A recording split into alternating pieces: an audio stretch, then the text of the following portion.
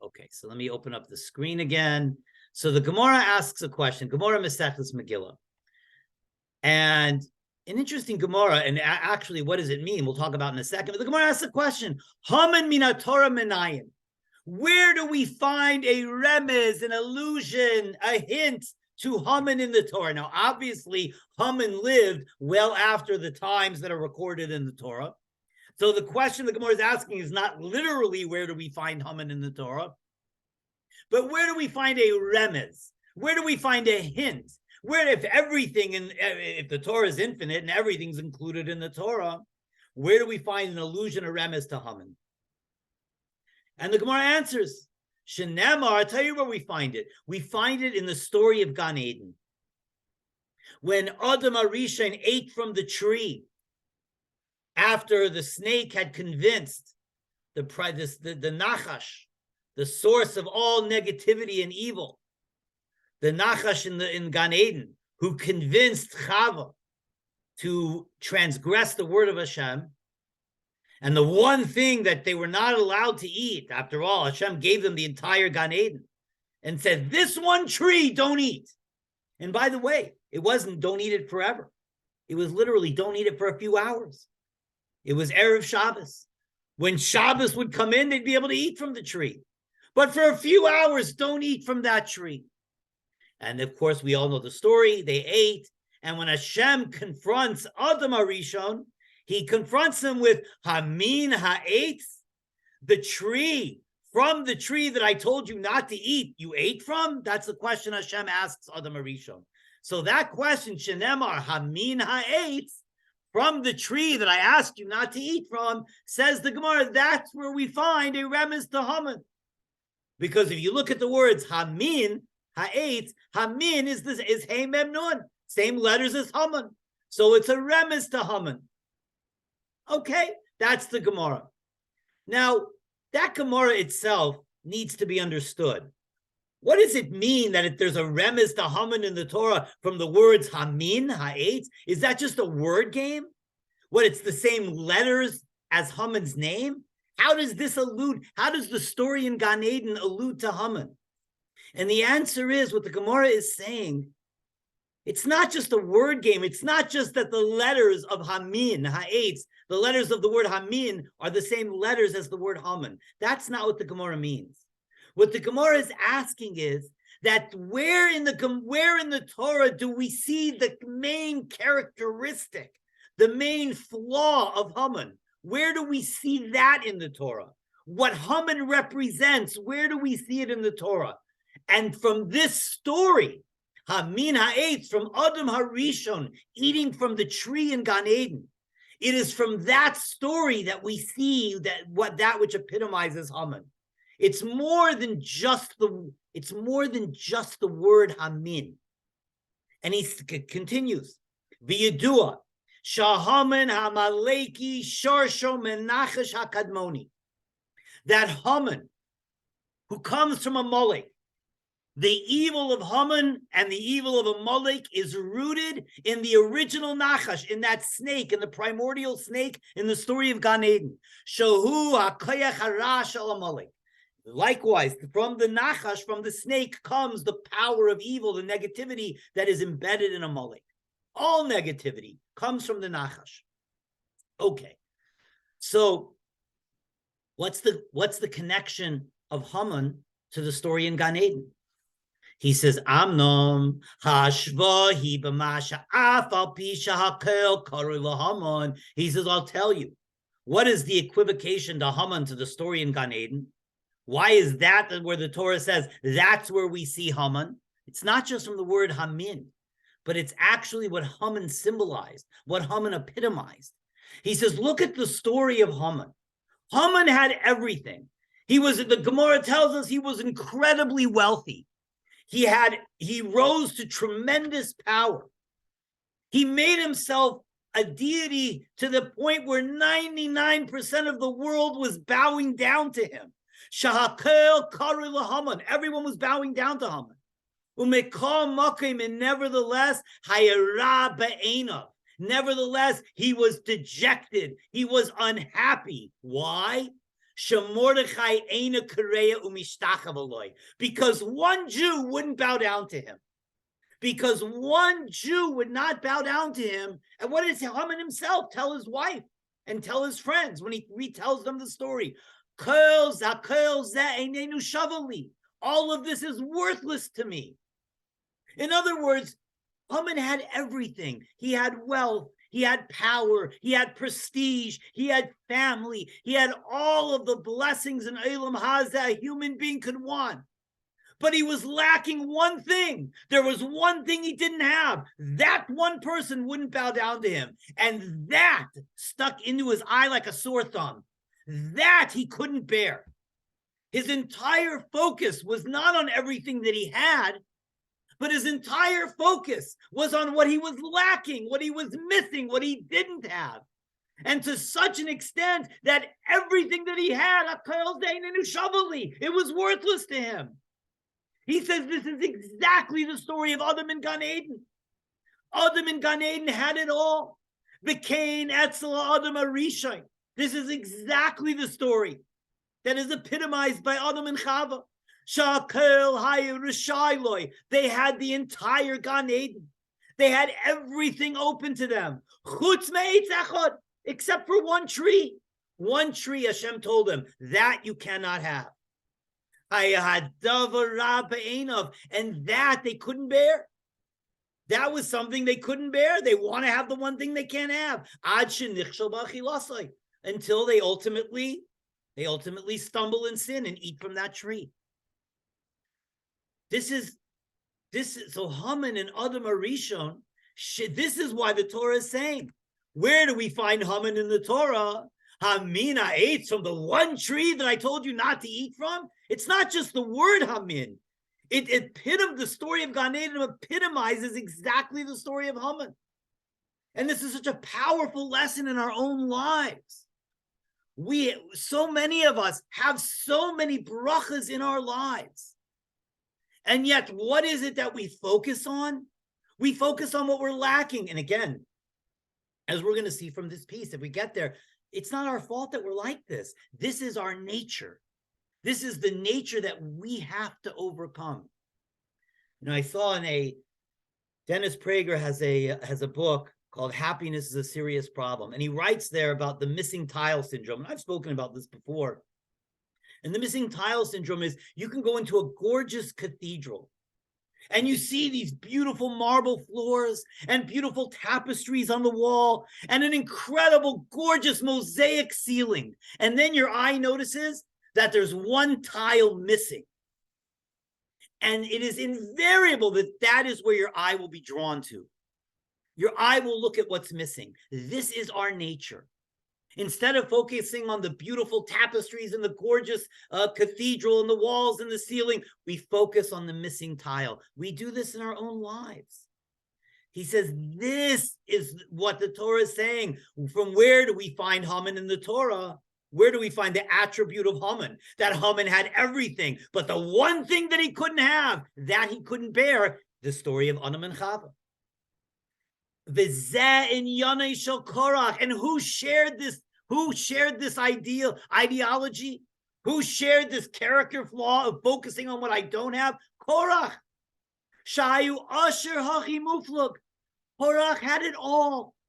Korach was incredibly wealthy. Matter of fact, the Gemara tells us, we're going to give an example of immense, incredible, enormous, unfathomable wealth. It gives the example of Korach. He was wealthy. He had family. He had prestige. He had yichus. V'gam ha'eloi shrara. He had a position of leadership. U'keleshene shalayakut shemaini. L'man sur mishoel matazeh korach v'idasai. Shenesati lem shrara. This is what the Yalkut Shemaini has. Korach had everything. Ubikshu lachmoj ma shaloi hayishalahem, and but they had one thing he didn't have. He didn't have the Kuna Gedela. He wasn't the Kayan Gadol. And that's the one thing he wanted, what he couldn't have. So we see why there are so many midrashim that compare Korach to Haman. There's a powerful connection between the two. Both of them had so many brachas, and yet both of them were, their downfall wasn't just that they focused on what they didn't have, but that ultimately ended up being their downfall and ended up being their destruction. So a very powerful lesson. And this is an explanation to that which it says. A very fascinating idea that we're about to read Parsha Zachor this coming Shabbos. And Parsha Zachor is the very end of Parshas Ki Seitzei. So if you open up the Torah and you take a look in Parshas Ki Seitzei, what comes right before Parsha Zachor? What is the mitzvah right before Parsha Zachor? You know what comes in Parshas Ki Seitzei right before Parsha Zachor? Weights and measures, to have honest weights and measures, and how critical and how important that is in Yiddishkeit. That if you're the owner of a store, you're a baker, you're a butcher, whatever it is, and you're selling product, to have honest weights and measures. That comes right before the story of Amalek in Parshas Ki Seitzei, right before the Parsha that we read for Parshas Zachor. Now, the Torah God has many ways of communicating with us in the Torah, right? One of the ways, the Torah speaks to us explicitly, but then there are many other levels of communication in the Torah. An extra word, an extra phrase, an extra letter. Everything is everything that's extra, everything that's superfluous, or something that's missing is all calling upon us to explain why and understand what the message is in that superfluous letter. Or one of these ways is the juxtaposition of ideas, the juxtaposition of stories. There are messages that Hashem is giving us. The juxtaposition of just weights and measures to erasing the memory of Amalek in Parshas Ki Seitzei is not coincidental. In fact, there's a powerful and profound message in there. And this is what he says. And this is what he's about to say now. He says, this is what it says. Shakarta b'midos u'mishkalois havi doyeg magoyrei oyev. This is what the Chazal say. The Chazal say, what's the connection between proper weights and measures and Amalek, that they come next to each other in Parshas Ki Seitzei? That if somebody lies, shakarta comes from lashon sheker. Shakarta b'midos u'mishkalois. That if somebody is dishonest in their measures, in their weights and measurements, if you're dishonest, if you're unethical in business, and you steal from others, havi doeg magroya oyev, then you should worry about attacks from our enemies, because right after having honest weights and measures comes the attack of Amalek. Okay. And this is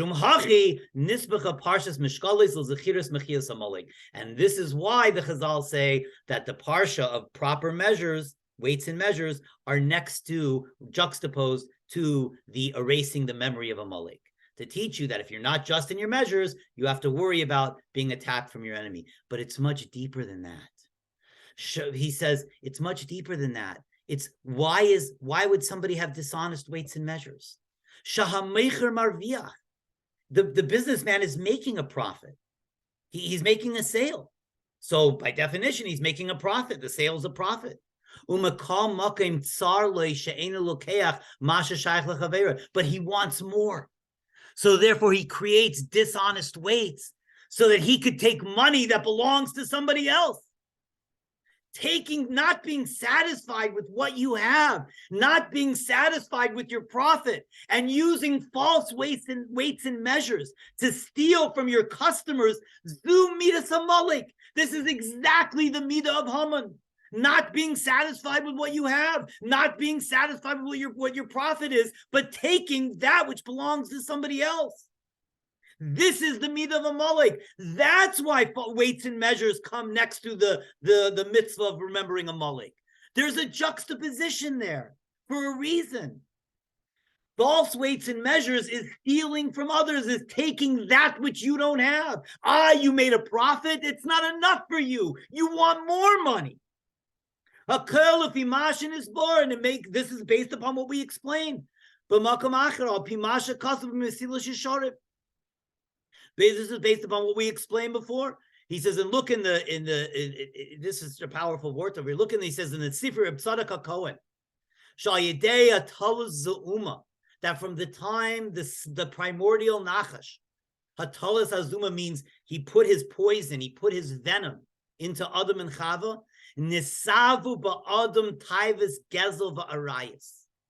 There was created within man a nature, a desire to for gezel, a desire to take money that's not yours, a taiva for more than what I own, and arayis and licentiousness. Both of this was put into our nature from the primordial nachash. Shenafshei dasam. Our soul yearns, our soul desires for licentiousness, but also for things that aren't ours.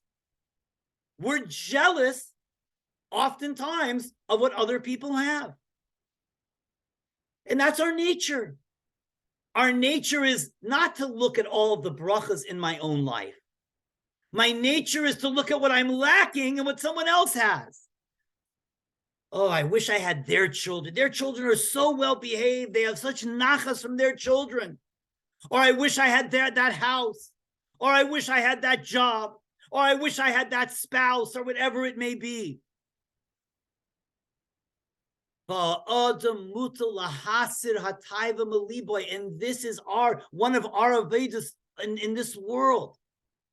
That to rectify that original sin from the original nachash, and to remove that which the snake's venom put into us, to remove the desire to have things that aren't ours, whether they're a human being in the area of arayas, or whether they're objects or financial wealth.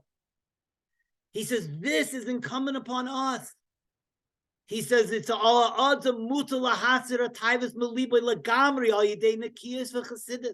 it's upon us. This is our aveda, to remove the desire to have things that don't belong to us, that aren't ours, and to do this through nekiyas v'chassidus, to do this through our own avedas Hashem. Okay. He says, and this is what the Gemara says, when it comes, he says, the wealthiest butchers, they're partners with a mullik, says the Gemara. Why are the wealthy butchers partners with a mullik? What does a wealthy butcher have to do with a mullik?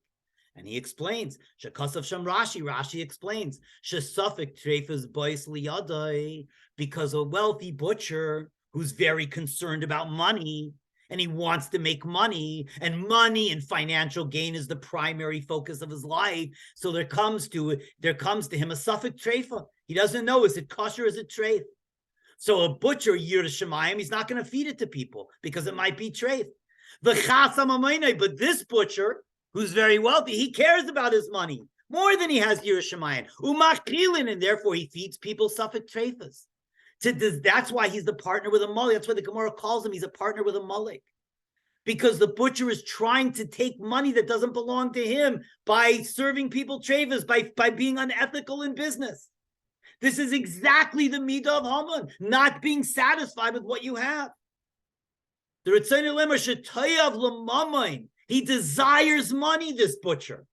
And that desire for wealth, that desire for possessions, overcomes him. He's not satisfied with the profit that Hashem has blessed him with. He wants more than Hashem has blessed him with. This is the midah of Haman. This is the midah of Adam Arishon. Even though this isn't money that he should have. He shouldn't be selling safek treifas. This money is not his. Davi safek treifa. It's a safek treifa. He shouldn't sell. That's not money that belongs to him. But the desire for wealth is what he stumbles on. And therefore he sells safek treifas. He sells this doubtful kosher meat in order to make more money. This is the exact opposite of what Klal Yisrael is supposed to be. And where do we learn this from? We learn this from Yosef HaTzadik. Yosef, who was the koyach of Yaakov, which was the downfall of Esav. Yosef is the opposite of Esav.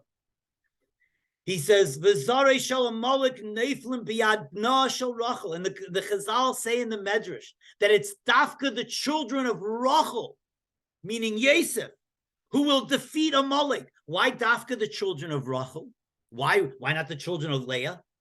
The children of Yehuda, the children of Dan and Asher and Levi, and why Rachel? Why Yosef? Why is Yosef the one that defeats Amalek? What was the midah of Yosef? Who naki megezel va'arayis? Yosef HaTzadik was scrupulously honest. Scrupulously honest. We remember the story when he was sold into slavery. And Potiphar, he ran Potiphar's house. And Potiphar said, here's the checkbook. Here's all my accounts. You run it all. And Yosef wouldn't take anything. And when Potiphar's wife tried to seduce him, Yosef wouldn't take her either. Imagine that. And we've spoken about this before. A young man alone, abandoned from his family, all alone, being seduced by a beautiful woman, and he will not touch her. He will not succumb to the seduction. Why? This is not his. Doesn't belong to him. It's not his wife. It's not his portion of the world. This is Yosef. As the pasuk says, Ben Paras Yosef. Yosef was a beautiful son. Ben Paras Ali Ayin. A beautiful, fruitful son. Ali Ayin literally means by the spring, but it also can mean an Ali Ayin, an elevated eye, describing Yosef. That's how Yaakov describes Yosef. Because Ayin Shaloi Ratzat Lazain Lahamis Mitavar Sheino Shaloi. Yosef's eye was elevated, Ali Ayin, in the sense that his eye did not desire anything. He did not desire to benefit or any sustenance that Sheino Shaloi, that wasn't his. Shayanemon Bebeisai Shal Potiphar. Yosef HaTzadik was scrupulously honest because he understood what we have, Hashem gives to us, we're meant to have. What belongs to others is their portion of the world. That's not meant for us.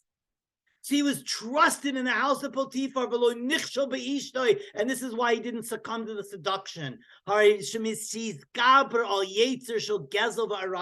He overcame the nature that is imbued within every one of us. The desire for money, which leads to Gezel, and the desire for Arias. Yosef overrode that nature on his own. He was scrupulously honest. But the underpinning of that honesty was the understanding that HaKadosh Baruch Hu gives us exactly what we need for our own Avodas Hashem, what our portion of the world is. And this is in Jewish mysticism. It explains that every physical item in the world has a kedusha, has a spark of godliness embedded within it. And the items of physicality that we come across, that we buy, that we purchase, they're meant for us. You know, we think we have free choice in the car that we buy, and the home that we buy, and the clothes that we buy. After all, they're based upon our desires, what I want, I choose. But the reality is, whatever comes into our possession was predetermined and predestined for us.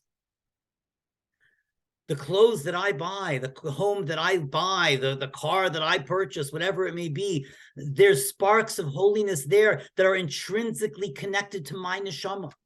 And therefore, it is only my neshama that can rectify and elevate them and bring them to their purpose in creation.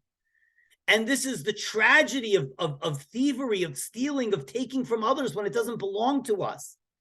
Is that not just we're taking something that doesn't belong to us, but it's much deeper. We're not allowing the world to be brought to its purpose, the reason why it was created.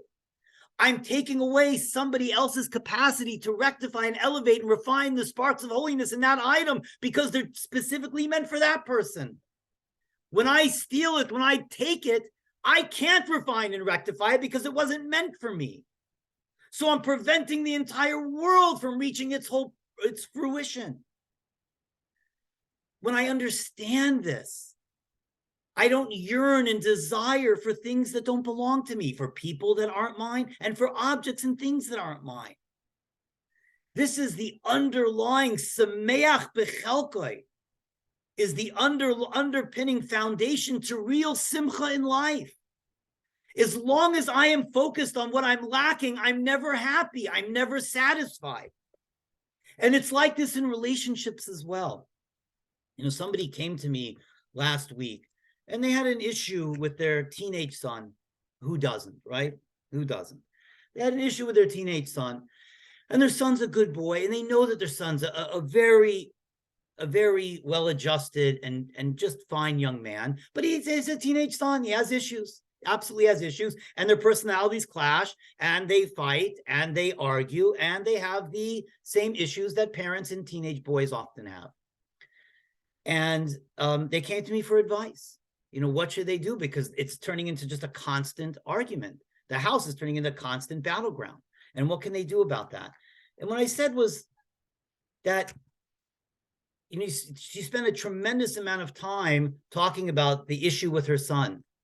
And the issue with her son was real. It wasn't like it wasn't real. But I said, you cannot magnify the issue with your son outside of the context of who he is as a whole. You have to see that's the missing tile syndrome. You're focusing on what your son is lacking. Your son has so many incredible milas, so many incredible qualities. He's such an incredibly wonderful young man. And he's absolutely lacking in certain areas he needs to mature, but see your son in the context of a whole, of who he is as a whole, and see his flaws in the context of that whole. None of us can withstand the scrupulous magnification of extracting our flaws from the context of our entire personality and magnifying on those.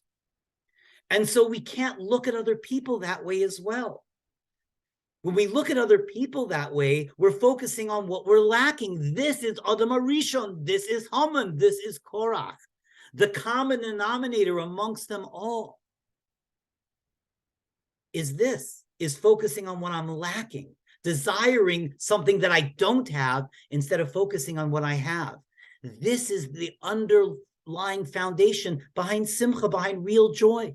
How do we have real joy? Being rejoicing in what I do have, focusing on the brachas in my life instead of hyper-focusing on what I'm lacking, either in a relationship or in wealth or in health or whatever it may be. And this is what he said. Let's go a little bit further. It's such a powerful piece. I love this piece.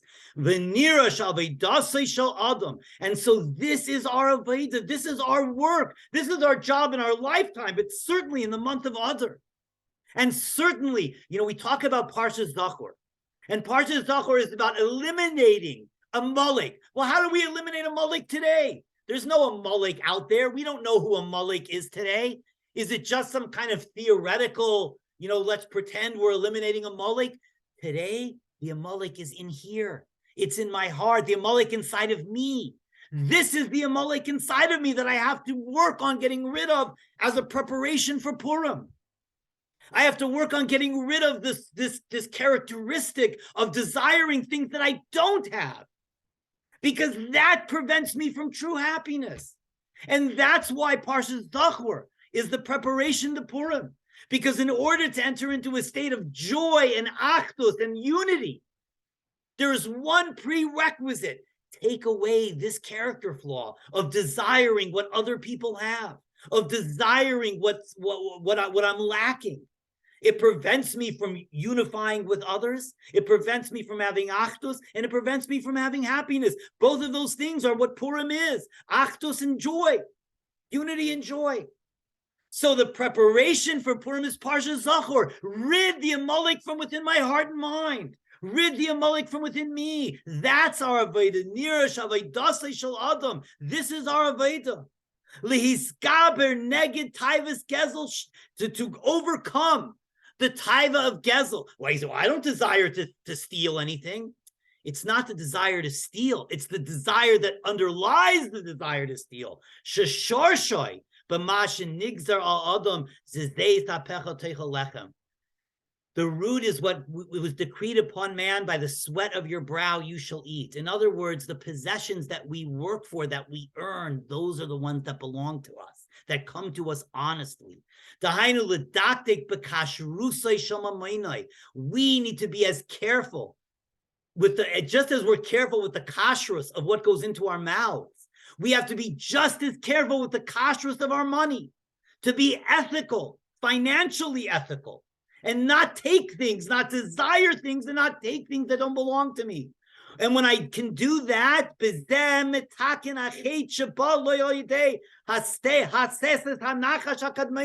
and this rectifies, when I can rid myself of the desire for things I don't have, if I can rid myself of the yearning for things that I'm lacking, I am literally rectifying that original sin. This is our Veda in this world. Because this is what the Nachash implanted into other Marishon. You have everything, you don't have that. You don't have that, nothing's worthwhile. But if you have that, you'll have everything. This is what our Yetzer Hara tells us. If only my spouse had X, Y, and Z. If only my child would do A, B, C. If only I had a bigger house, a better job. We all say these things. This is our nature. Shouldn't feel guilty that this is our nature. Put into us from that Nachash HaKadmoni. But this is our Aveda. To not focus on what we're lacking, but to rejoice in what we have. And when we can do that, we uproot the shorish of Gezel, desiring that which is not mine, and we rectify this with the original seduction of the snake. Shu shorsha shel Amalek. That is the root of Amalek. That's how we obliterate Amalek today. And that's why we have honest weights and measures right before the story of Amalek. Don't desire that which is not yours. That's what dishonest weights and measures do. And that's why, remember when Moshe Rabbeinu argues against Korach, what does Moshe Rabbeinu say? When Moshe Rabbeinu davens to Hashem, when he was dealing with that battle with Korach, what does Moshe Rabbeinu say? I didn't take a single donkey from them. In other words, Moshe Rabbeinu is saying, I worked, I gave up my entire life and worked on behalf of Klal Yisrael, and I did it with no salary. I didn't even take a single donkey. I wouldn't take anything that didn't belong to me. The exact opposite of the Midah of Korach, who wants the one thing that doesn't belong to him. And this is what Moshe Rabbeinu is saying. I was so scrupulous financially that I wouldn't take something from another, even that which I'm deserving. This is the exact opposite of the Midah of Korach. That's why Moshe Rabbeinu mentions this. I didn't take a single donkey. I don't have a single desire for that which doesn't belong to me. And Korach was the exact opposite. Korach had everything, but he desired the one thing that didn't belong to him, the Kuna Gedola. This is Korach, this is Haman, this is the Nachash, this is Adam Arishon. By the way, Korach, Nachash, Adam, Haman, what is the Rosh Tevis? Kina, jealousy. Korach, Nachash, Adam, and Haman. They all were jealous of something they could not have. And that, because of that, that made the one thing they could not have completely was ended up being their entire downfall. And they lost all the things they did have. It's such a powerful lesson. This is Parsha Zachor today. The Amalek today is in here. He says, I am Chsam Sofer. The Chsam Sofer brings a beautiful idea as well. The Reish Parshas Korach, he says, Shatama asked the Chsam Sofer a very good question. When's the first time in the Torah we come across the name Korach? It wasn't with this Korach. It was by the chieftains of Esav, the Alufi Esav. One of them's name was Korach. So the Chsam Sofer asked, the Alufi Esav were wicked. So how could Korach be named Korach when that which came before him, the Alufi Esav, were wicked? How could Korach be given that name? It's asked the Chsam Sofer. Korach al Shem Echa Alufi Esav. Korach was one of the chieftains of Esav. The Kaimelon, the Rishoyim, Leimaskinim B'Shemayu. And the Gemara says, if somebody's a Rasha, we don't keep their name going. We don't name somebody after a Rasha. So how could Korach be named Korach? Korach was the Alufi Esav, but he said that's exactly it. You could look there how the Chsam Sofer answers it, but Lefi Mashik Safti, but he says, based upon what I said here, Hari Asa Maisa Haman, Shahuma B'nei Esav. Haman comes from Esav, right? Haman comes from Amalek, that comes from Eliphaz, that comes from Esav. Haman comes from Esav. Korach was literally doing the Maisa Esav. Korach was named Korach It was almost Ruach HaKodesh. This is who Korach was. He's exactly like Haman. He had everything, but he was lacking one thing.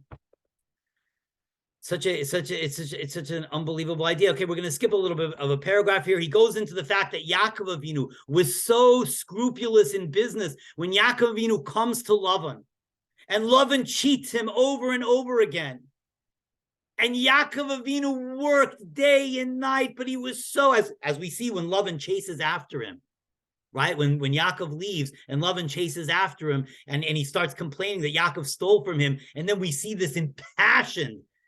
It's one of the places where we see the most emotion from Yaakov in the entire story of Yaakov Avinu. This impassioned plea that he gives to Lavan.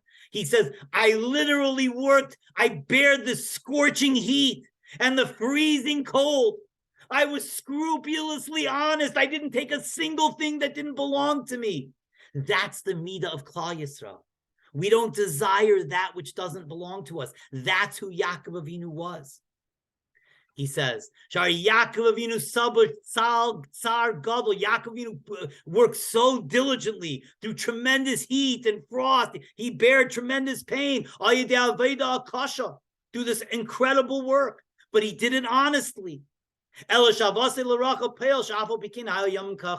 nevertheless, his love for Rachel made it seem like all that whole 7 years that he worked with such scrupulous honesty throughout heat and throughout cold, throughout ice, went by like a few days. However,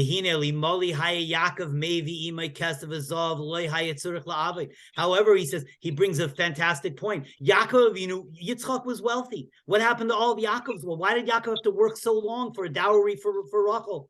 Why didn't Yaakov have money? We spoke about this before a few weeks ago, actually, in Bereshis.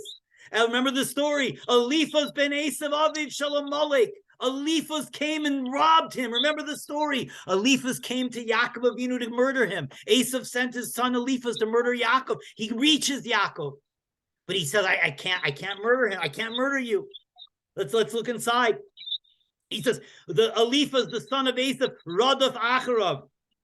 He chased after Yaakov, a mitzvah of him, and the commandment of his father Esav. Laharga, he wanted to kill Yaakov. Vahasigo, and he catches up to Yaakov. Lefisha got Eliphaz b'cheiko shel Yitzchak, but because Eliphaz grew up in the home of Yitzchak Avinu, Mashach Yadai, Yitzchak's influence, which we gave a whole shiur on that's a whole separate shiur. Yitzchak's influence prevented Eliphaz from murdering Yaakov. So Eliphaz says to Yaakov, what should I do? My father said to murder you, but I know my grandfather would be terribly upset by that. The Yaakov said, take all my possessions, and then I'll be like an impoverished person. But ani chashav kameis, an impoverished person is considered like I'm dead. And so Eliphaz took all of his money. Eliphaz was the father of Amalek. Eliphaz stole that which was not his. This is the midah of Amalek. This is the midah of Haman. You see how this repeats itself over and over again. V'nimsa sha'al yedei aviv shel Amalek. So it comes out, where did Yaakov's poverty come from? Because Amalek, the father of Amalek, took all of his money. Nigram tsar gadol Yaakov. That caused tremendous pain for Yaakov. They had to work for all of those years for his wives. But from that work of Yaakov, from that story of Yaakov, we learn so many halachas. How the shomer, how the worker has to be so honest and so scrupulous in his work. That's what we learn from Yaakov Avinu. So why did Yaakov have to be so honest? Because the money didn't belong to him. The money belonged, that which belonged to Lavan. He wanted to ensure that which belonged to Lavan was given to Lavan. And he was scrupulous beyond measure in doing so. And this is the exact same concept as the false weights and measures. You don't want to take that which belongs to you. You don't desire that which belongs to you. Because if we're not careful in our weights and measures, we have to worry about Amalek, not just the attacks of Amalek. We have to worry about this Amalek, the Amalek within us. If we're desiring things that don't belong to us, that's the shoresh of Amalek. And so this is how we achieve true happiness, real joy. Stop having the missing tile syndrome. Remove the midah of Amalek, the midah of Haman, the midah of Korach, the midah of the Nachash, the midah of jealousy. And this is why, so powerful. This is why, when we look at the Aseres HaDibros, we look at the 10 Commandments. Look at the last of the 10 Commandments. I mean, the 10 Commandments are the pillars, the foundations of a civilized society. Don't murder, don't steal, the sanctification of divine name, belief in God, the holy Shabbos. And then look at the 10th commandment. Loi sachmoi. Don't desire things that don't belong to you. Listen, that's an important thing. Don't desire things that don't belong to you. But on our own, would we think that would make the top 10 from the 10 commandments? If I had to encapsulate the Torah in the 10 commandments, would Loi Sachmei be one of the 10? Don't be jealous of that which belongs to, don't be jealous of your neighbor's wife, of your neighbor's possessions. Why is that one of the big 10? It's an important midah. As we said, it's the root of happiness. But why is it one of the big 10? You know why it's one of the big 10? Because of what we said before. When I'm jealous of something that someone else has, whether it's their children or their position in life or their job or their career or their home or their spouse or whatever it may be, it's a denial of hashgacha pratis. It's a denial of divine providence.